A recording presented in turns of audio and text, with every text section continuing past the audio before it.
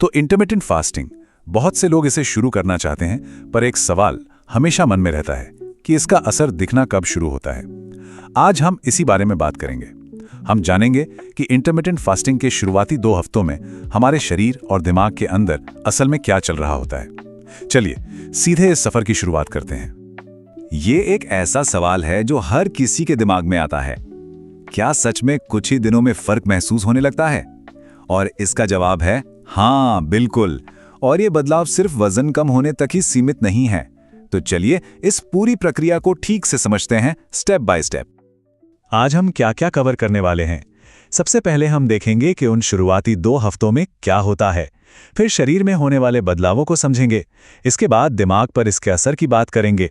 फिर आदत की ताकत को जानेंगे और आखिर में देखेंगे कि यहां से आगे का रास्ता कैसा है। तो चलिए बात करते हैं पहले 2 हफ्तों की। ये वो समय है जब सारे बड़े बदलावों की नींव रखी जाती है। हो सकता है ये थोड़ा मुश्किल लगे, लेकिन ये सबसे जरूरी दौर है।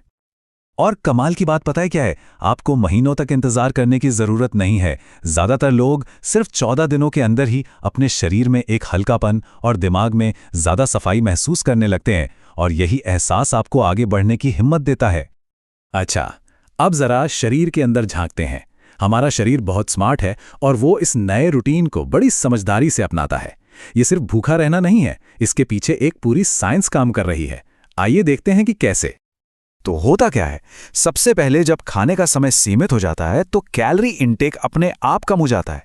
फिर जब शरीर को बाहर से खाना नहीं मिलता तो वो एनर्जी के लिए अपने अंदर जमा फैट को इस्तेमाल करना शुरू कर देता है, जिसे हम फैट बर्निंग मोड कहते हैं। शुरू में जो वजन तेजी से कम होता है वो ज्यादातर वाटर वेट होता है, लेकिन उसके ठीक बाद असली फैट बर्न होना शुरू हो जाता है। यहां एक और बहुत बड़ा और जरूरी बदलाव आता है, ब्लड शुगर लेवल में। आमतौर पर जब हम कुछ खाते हैं तो ब्लड शुगर एकदम से ऊपर जाता है और फिर उतनी ही तेजी से नीचे आता है, जिससे हमें थकान और फिर से कुछ खाने की तलब होती है।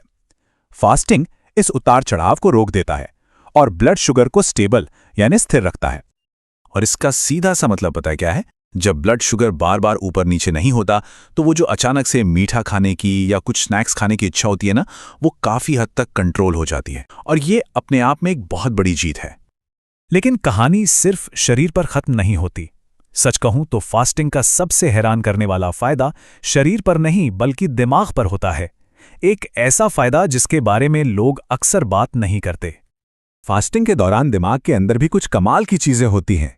आपका कंसंट्रेशन यानी एकाग्रता बढ़ जाती है। चीजों को याद रखने और सीखने की क्षमता बेहतर होती है। क्योंकि ब्लड शुगर स्थिर है तो मूड भी स्थिर रहता है, जिससे चिड़चिड़ापन कम होता है। ये सब होता है दिमाग में नॉरएड्रेनालिन और BDNF जैसे केमिकल्स के बढ़ने से।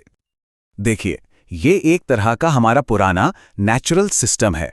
जब शरीर को खाना नहीं मिलता तो दिमाग ज्यादा अलर्ट हो जाता है, ज्यादा फोकस्ड हो जाता है ताकि वो भोजन ढूंढ सके। और यही बढ़ा हुआ फोकस हमें हमारे रोज के कामों में मदद करता है।